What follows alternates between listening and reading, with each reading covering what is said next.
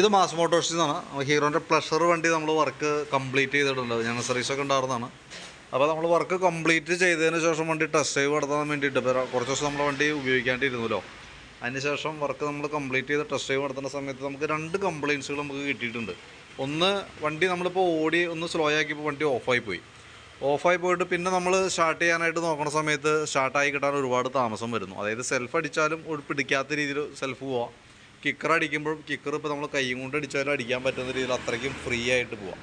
ആ complaint engine കംപ്രഷൻ്റെ കംപ്ലയിൻറ്റാണ്. എൻജിൻ കംപ്രഷൻ ലീക്ക് ആവുന്നുണ്ട്. അത് നമ്മൾ ചെക്ക് ചെയ്യുന്ന സമയത്ത് ഓയിൽ മൈന്യൂട്ടായിട്ട് നമ്മുടെ വണ്ടിയുടെ കത്തണുണ്ട്. അപ്പോൾ വാൽവിൽ കരി കയറി കൂടുതലായിട്ട് വരുന്ന സമയത്താണ് ആ കംപ്രഷൻ ലീക്കേജ് കാണിക്കുക.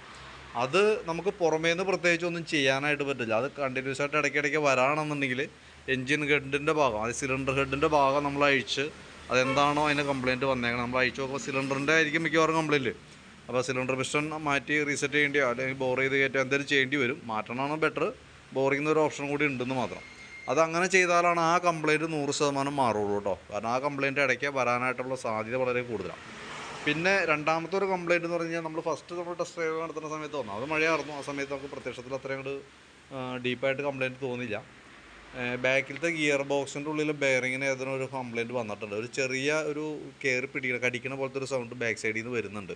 ആ ഗിയർ ഇങ്ങനെ ഷെയ്ക്ക് ചെയ്യുന്ന സമയത്ത് വീലുമ്പോൾ നമുക്ക് ബെയറിങ്ങിൻ്റെ പ്ലേ ഒന്നും കാണിക്കുന്നില്ല. നമ്മൾ സർവീസിന് ചെക്ക് ചെയ്യുന്ന സമയത്തൊക്കെ നമ്മൾ ചെക്ക് ചെയ്ത് പോകണമാണ്.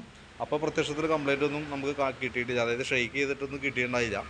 പക്ഷേ അതിൻ്റെ ഉള്ളിൽ നിന്ന് ചെറിയൊരു സൗണ്ട് വ്യത്യാസമുണ്ട്. അപ്പോൾ അതിനകത്ത് ഒന്നുപോലെ അതിൻ്റെ ഗിയർ വീലുകൾക്ക് ഏതെങ്കിലും തേമാനാവാം, അതല്ലെങ്കിൽ ഗിയർ ബോക്സിനകത്ത് ഉള്ളിലുള്ള ഏതെങ്കിലും ബെയറിങ് ഫെയിൽഡ് ആയിട്ടുണ്ടാവാം. രണ്ടിൽ എന്തോ സംഭവിച്ചിട്ടുണ്ട്. അതിൻ്റെ ഉള്ളിൽ എന്തോ കംപ്ലയിൻറ്റ് ഉണ്ട് അതിനകത്ത്. എന്നാൽ വണ്ടി ഓടിക്കുമ്പോൾ നമുക്ക് എല്ലായ്പ്പോഴും കാണിക്കുന്നില്ല. ചില സമയങ്ങളിലാണ് എടുത്ത് കാണിക്കുക. ഒരു ചെറിയ ടൈം വേരിയേഷനിൽ ഇടയ്ക്കിടയ്ക്ക് ആ സൗണ്ട് എടുത്ത് കാണിക്കുന്നുണ്ട്. നമ്മൾ ചെക്ക് ചെയ്യുമ്പോൾ ബാക്ക് ഗിയർ ബോക്സ് ട്രാൻസ്മിഷൻ്റെ ഭാഗത്തു നിന്നാണ്. ഓൾറെഡി നമുക്ക് ഈ സൈഡ് ചെറിയ ലീക്കേജ് കാര്യങ്ങളൊക്കെ ഉണ്ട്. ഈ സൈഡിൽ അതിൻ്റെ ഉള്ളിൽ ചെറിയൊരു ഓയിൽ ലീക്കും കാര്യങ്ങളൊക്കെ ഉണ്ട്. അപ്പോൾ അതും കൂടി ഒന്ന് ക്ലിയർ ചെയ്തിട്ട് കൊണ്ടുപോകണമായിരിക്കും ബെറ്റർ കേട്ടോ. അപ്പോൾ ഞാനിപ്പോൾ നിലവിൽ അയക്കണ എമൗണ്ടൊക്കെ ജസ്റ്റ് വേണമെങ്കിൽ നോക്കിയിട്ട് ഏകദേശം ഒരു ബില്ല് പോലെ ആക്കിയിട്ട് അതിൻ്റെ ഡീറ്റെയിൽസ് പറയാം. ഗിയർ ബോക്സിൻ്റെ ഭാഗം കൂടിയും അത് അഴിച്ചാലാണ് അതിൻ്റെ ഉള്ളിൽ വീലാണോ പോയേക്കണേ ബെയറിംഗ് ആണോ കംപ്ലയിൻ്റ് എന്നുള്ളത്. കാരണം നമ്മൾ ഈ വീലിൻ്റെ ബെയറിംഗ് പിടിച്ച് നമ്മൾ ഷെയ്ക്ക് കഴിക്കുമ്പോൾ ഇവിടെ പ്രശ്നം കിട്ടണില്ല, കംപ്ലയിൻറ്റ് കിട്ടണില്ല. അതിൻ്റെ ഉള്ളിലാണോ എന്നുള്ള കേസാണ് നമ്മൾ അഴിച്ചാലാണ് നമുക്ക് അറിയാൻ പറ്റുള്ളൂ. നിലവിൽ അങ്ങനെ ഒരു കംപ്ലയിൻറ്റ് ഉണ്ട് കേട്ടോ. അപ്പോൾ ഒന്ന് വീഡിയോ കണ്ടുമ്പോൾ നോക്കിയിട്ടൊന്ന് പെട്ടെന്നൊന്ന് റിപ്ലൈ ഇടാം. കാരണം നമുക്ക് നാളെയാണ് ഡെലിവറി പറഞ്ഞാൽ നാളെ വൈകിട്ടത്തേക്കാണ് എന്തെങ്കിലും ആവുള്ളൂ. ഇപ്പോൾ ഏകദേശം വർക്ക് കംപ്ലീറ്റ് ആണ്.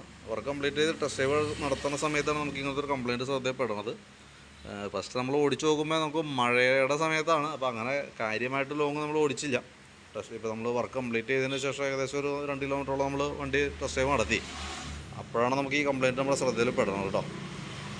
അപ്പോൾ എന്തെങ്കിലും വീഡിയോ ഒന്ന് കണ്ടതിന് ശേഷം നോക്കിയിട്ടൊന്ന് റിപ്ലൈ ചെയ്യുക. അതനുസരിച്ച് നമുക്ക് അതും കൂടി കംപ്ലീറ്റ് ചെയ്ത് പോകണമായിരിക്കും നല്ലത്. എൻജിൻ കംപ്രഷൻ്റെ കേസ് നമുക്ക് പുറമേ നിന്നൊന്നും ചെയ്യാൻ പറ്റില്ല. കാരണം അത് അഴിക്കണം.